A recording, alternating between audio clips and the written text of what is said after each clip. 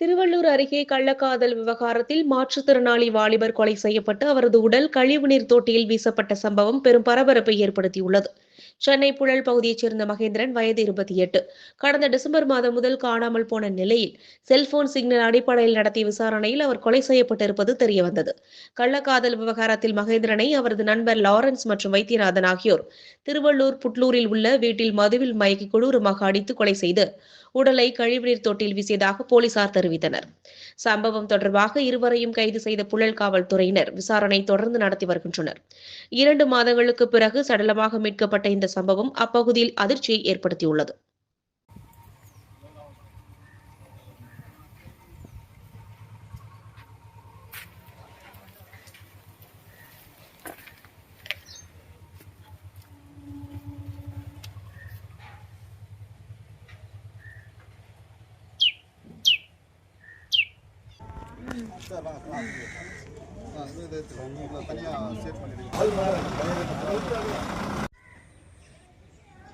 யாருமே அனுப்பக்கூடாது, வண்டி மாறக்கூடாது, எல்லாம்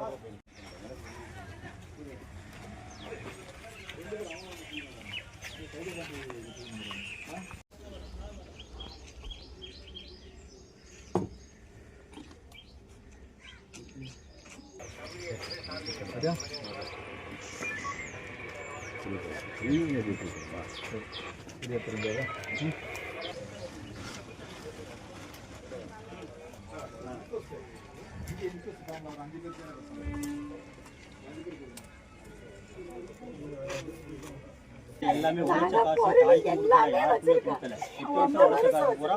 பைசா வாங்கலையா அம்மா, நல்லா தான் இருந்தாமனு.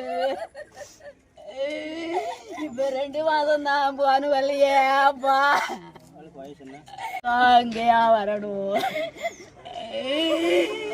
அம்மா. இப்ப 2 மாதம் தான் போனு வரலையே அப்பா.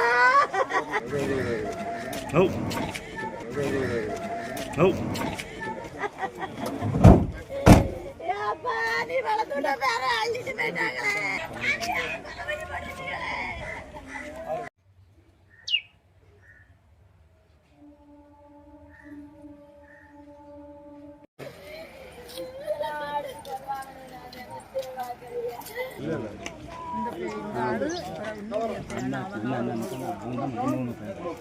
பிளாஸ்டிக் கவருக்கு தான் பாரு சரச